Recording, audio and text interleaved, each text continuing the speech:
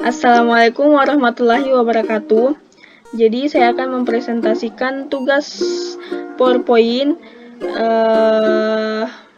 di mata kuliah Sistem Operasi, materi tentang operating sistem struktur. Yang pertama ada sistem komponen, dibuat untuk menggambarkan struktur dan ketergantungan antara kumpulan komponen dalam sebuah sistem.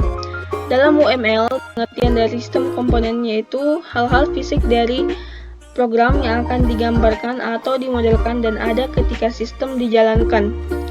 Adapun fungsi dari sistem komponen yaitu sebagai source kode perangkat lunak atau software, komponen executable yang dilepas dan dipakai oleh pengguna, bagian dari basis data secara fisik, sistem yang harus bekerja sama dengan sistem yang lain, sebagai framework sistem, di mana dalam hal ini memiliki fungsi untuk mempermudah pengelolaan dan perawatan dari sistem. Adapun simbol-simbolnya, yaitu yang pertama ada package, merupakan sebuah simbol yang dipakai untuk tempat komponen. Simbolnya seperti ini. Yang kedua ada komponen sistem, adalah simbol yang menjelaskan perangkat keras atau objek dalam sistem tersebut. Dependency, simbol yang menjelaskan sebuah keterkaitan antara komponen satu dengan komponen yang lain, di mana simbol yang arah panah tersebut diarahkan pada komponen yang akan dipakai.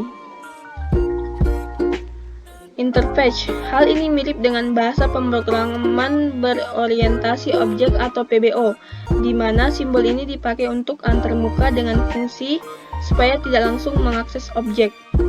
Yang terakhir ada simbol link, dipakai untuk mengarahkan relasi antar komponen. Jika suatu komponen memiliki relasi atau keterkaitan dengan komponen lainnya, maka dipakailah simbol link ini. Yang kedua, ada namanya operating system service. Adalah salah satu software atau perangkat lunak yang tugasnya bertanggung jawab mengatur dan mengontrol kerja hardware atau perangkat keras serta menjalankan software atau aplikasi dalam sebuah sistem komputer. Dengan kata lain, sistem operasi merupakan sistem yang mengendalikan operasi dasar serta memastikan sistem dalam komputer bisa berjalan dan berfungsi sebagaimana mestinya. Adapun fungsi operating system yaitu untuk menjalankan operasi dasar pada komputer, untuk mengatur kerja hardware dan juga software, untuk menyajikan tampilan sebagai wadah aplikasi atau program, untuk mengkoordinasi kerja perangkat komputer, untuk mengawasi dan melindungi jalannya suatu fungsi program, untuk mengoptimalkan fungsi perangkat komputer.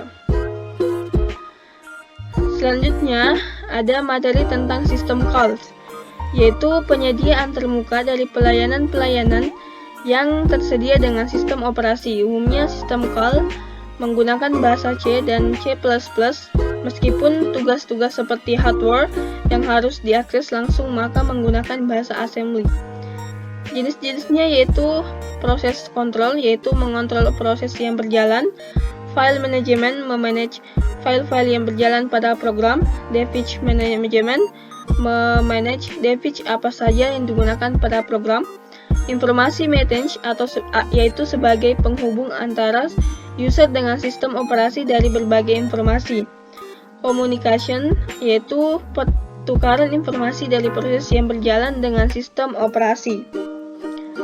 Sistem call dikelompokkan dalam 5 kategori. Yang pertama yaitu ada control proses, mengakhiri end dan membatalkan abort, mengambil load dan eksekusi execute, membantu dan mengakhiri proses, menentukan dan mengeset atribut proses, wait for time, wait event, signal event, mengalokasikan dan membebaskan memori.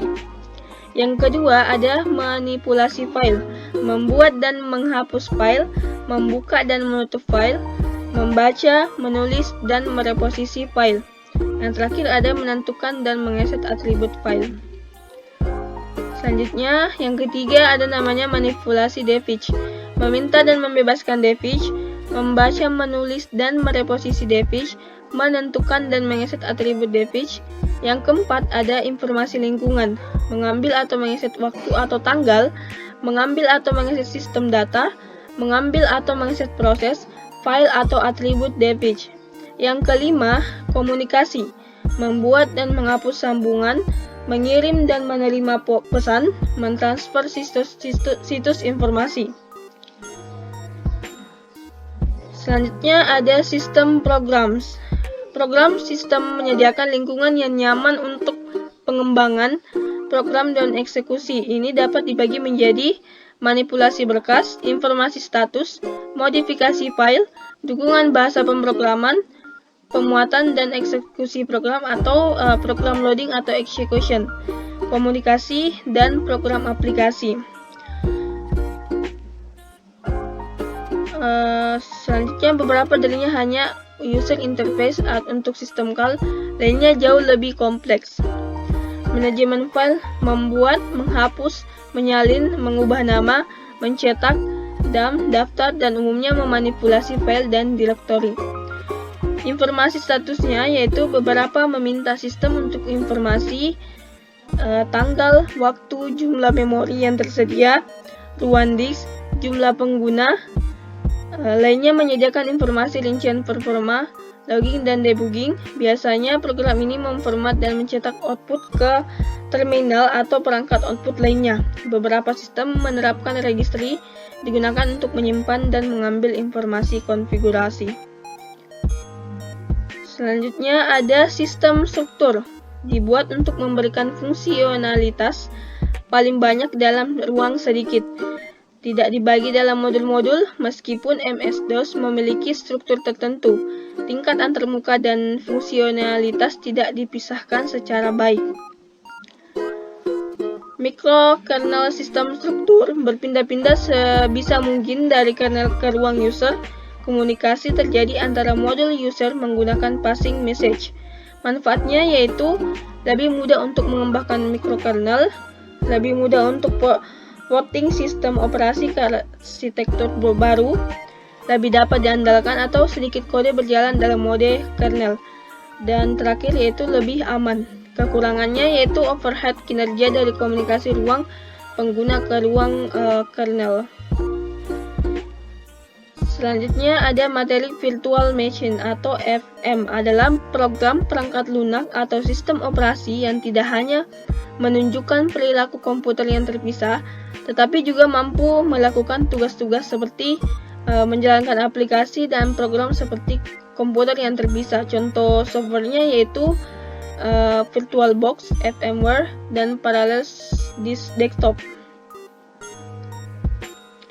Fungsi-fungsi dari virtual machine yaitu berganti ke versi sistem operasi yang lebih baru, virtualisasi dari desktop Anda sendiri, melakukan pengujian dengan sistem operasi yang berbeda, melakukan pengujian software pada banyak platform yang berbeda, kompilasi server yang berbeda untuk penggunaan bisnis. Selanjutnya, System Design and Implementation adalah proses pembuatan dan pengubahan sistem serta model dan metodologi yang digunakan untuk mengembangkan sistem-sistem tersebut. SDLC juga merupakan pola yang diambil untuk mengembangkan sistem perangkat lunak. Tahap-tahapnya yaitu rencana atau planning, analisis atau analisis, desain atau design, implementasi atau implementation, uji coba atau testing, dan pengelolaan atau maintenance. Perencanaan sistemnya lebih menekankan pada aspek studi kelayakan pengembangan sistem atau feasibility study.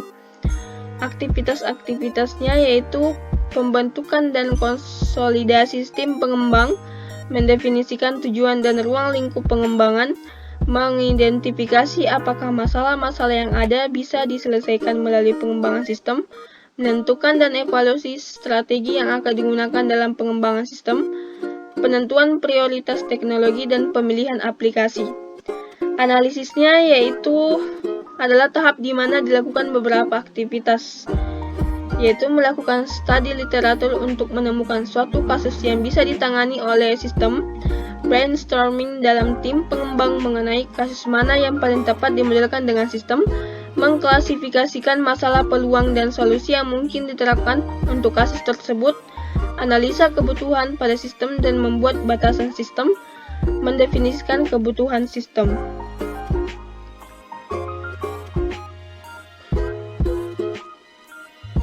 Adapun perancangan sistemnya yaitu tahap ini features dan operasi-operasi pada sistem dideskripsikan secara detail. Aktivitasnya yaitu menganalisa interaksi objek dan fungsi pada sistem, menganalisa data dan membuat skema database, merancang user interface. Implementasi sistemnya yaitu implementasikan rancangan dari tahap-tahap sebelumnya. Aktivitasnya sebagai berikut: pembuatan database sesuai skema rancangan, pembuatan aplikasi berdasarkan desain sistem, pengujian dan perbaikan aplikasi atau debugging. Pemeliharaannya yaitu dilakukan oleh admin yang ditunjuk untuk menjaga sistem tetap mampu beroperasi secara benar melalui kemampuan sistem dalam mengadaptasikan diri sesuai dengan kebutuhan. Yang terakhir ada materi tentang sistem generation, yaitu proses 2 tahap untuk menginstal atau memperbarui OS atau 360 OS atau FS1 OS atau FS2 FS OS atau FS2 MVS, dan sistem dikenakan biaya berasal dari mereka. Program sysgen mendapatkan informasi mengenai konfigurasi khusus ini dari sistem perangkat keras ketika melakukan booting, yakni memulai komputer dengan meload kernel, bootstrap program, yakni kode yang disimpan dari kode ROM yang dapat menempatkan kernel, memasukkannya ke dalam memori, dan memulai eksekusinya.